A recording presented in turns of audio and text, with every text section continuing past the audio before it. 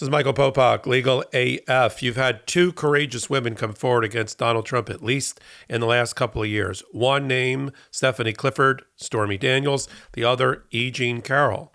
While E. Jean Carroll was able to recover up to $100 million against Donald Trump, and she will recover that, for her having been a rape victim, a defamation victim, and somebody who was awarded substantial punitive damages by at least her second jury recently. For every E. Jean Carroll that had the courage to come forward against her attacker, her abuser, against this tyrant, there's somebody like Stormy Daniels who is circling the financial drain and is being left almost destitute, while at the same time, Donald Trump is going after her and sending his follower and sicking his followers after her, who are making death threats and threatening to do terrible, unmentionable things against her, her family, her children, even her pets.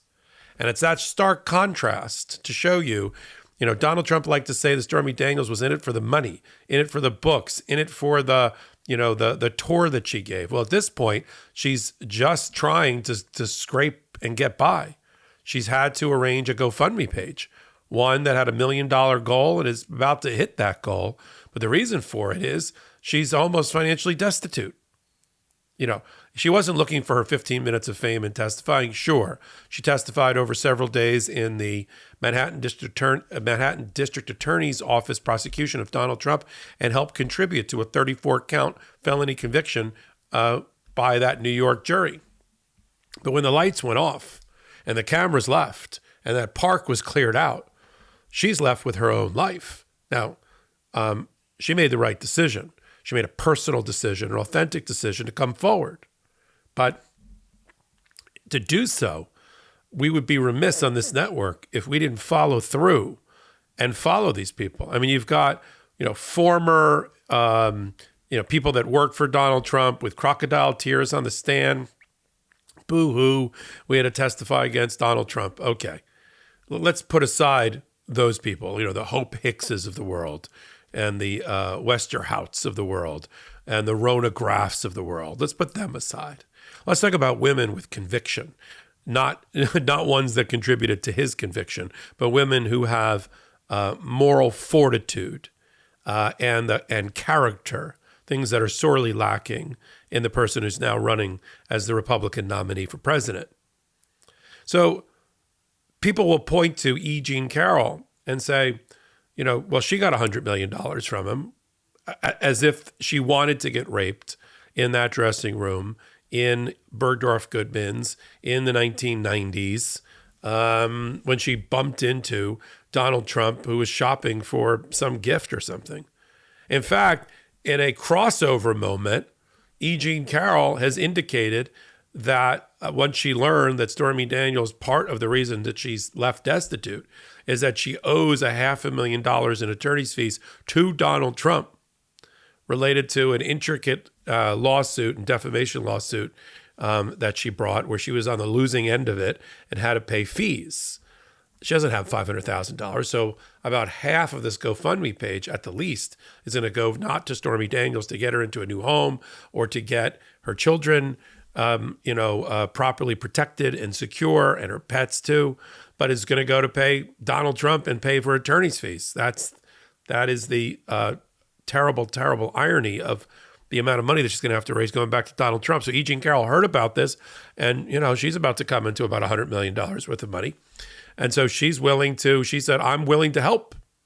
And I think we all should be. I'm not here to push the GoFundMe page for Stormy Daniels, but I am here to talk about the real world ramifications of people with courage and conviction who come out and testify.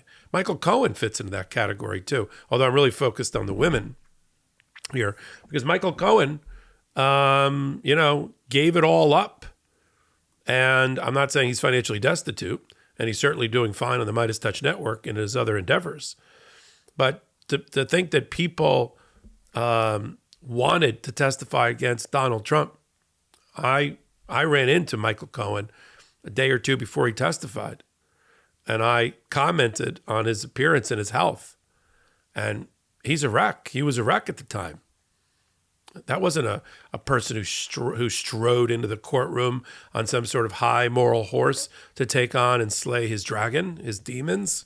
This is a person who'd lost, 30 pounds, who can't sleep at night, whose physical and mental health is jeopardized because of his past association with Donald Trump and his desire now to turn a leaf and do the right thing. Stormy Daniels, too. These are the additional victims of Donald Trump's narcissistic attempt to cling to power and get away with crimes. There are real world victims named E. Jean Carroll, named Stormy Daniels, named Michael Cohen, and everybody else in his life that he, through misogyny and just naked expressions of power, has hurt. I mean, this is the guy who was caught on the hot mic saying that he could grab a woman by her vagina and get away with it because he was a celebrity, and then shove his tongue down their throat because they wanted it. This is the guy that the Christian right has decided that's the horse they're gonna ride in the race because he's good for them in some other places. Talk about transactional. Used to be, what would Jesus do? I didn't realize it was going to be so transparently transactional. The guy's terrible. He's immoral. He violates all 10 commandments. But, he's been good for us on the abortion issue or on Israel or on fill in the blank. But there are real world victims here. And when I read about Stormy Daniels' GoFundMe page, I thought, my first thought was, why does she need money? Because to hear Donald Trump tell it, she had a successful book tour and she's making money and everybody's just trying to sell books and grift. I mean, even Michael Avenatti, of all people, who's in jail for fleecing clients out of money as a lawyer, including Stormy Daniels. The rock must have moved a night or two ago because Michael Avenatti climbed out from under it and somehow got I don't know how he does social media from the prison. I guess he has one phone call a week and he dictates out the social media posts. I don't know. He's able to pay people. I don't really understand, but somebody's posting for him. I'm not sure he has access to social media in prison, but he took on Stormy Daniels, the woman, the client that he financially raped. He stole her own money from her. Payments that were being made from Donald Trump that didn't end up in her bank account because they got spent and embezzled by her lawyer, Michael Avenatti. But Michael Avenatti comes out and says, oh, she's a grifter. Oh, this is just a big grift. Well, maybe if you had given her the money that she was entitled to, that she had earned, instead of spending it and ending up disbarred and in prison, and then when you come out serving another prison term related to more fleecing of clients and more fraud, well, maybe she wouldn't have to have a GoFundMe page. Michael, did you ever think about that? Talk about distortive reality and the distortion of reality. I mean, sometimes I'm almost embarrassed just to be a man, to hear men in their misogynist way attack women of courage and valor. It is just, I'm almost at the point of apoplexy.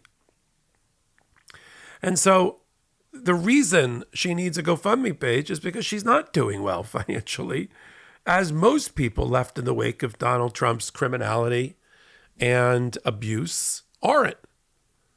I mean, there's plenty of people that, like Alina Habba, that went from obscurity where she belonged as a parking garage lawyer, making who knows what, to making, more than her wildest imaginations because she pinned her tail to Donald Trump's donkey.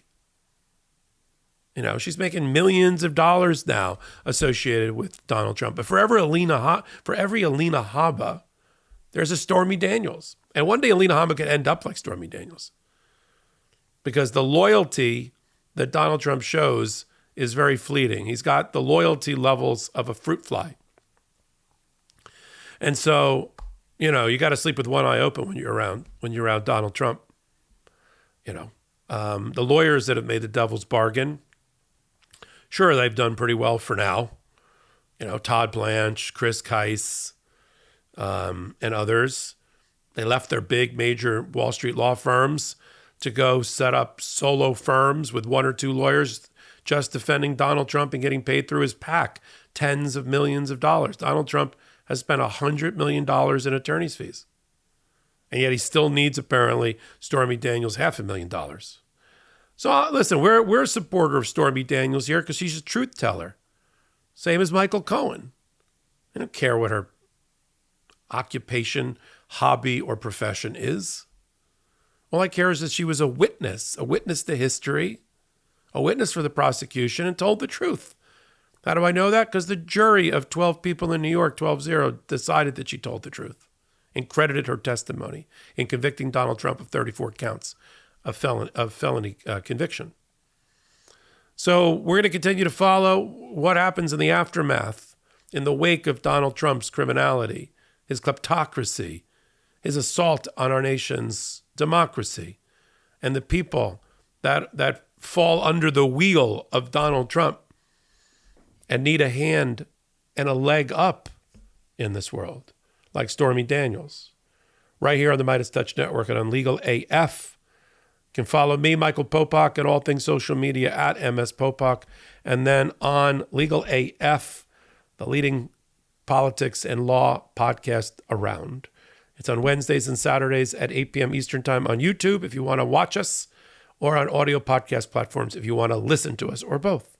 Just look up Legal AF. If you never knew why we named it that, Ben and me, 4 years ago, now you know why.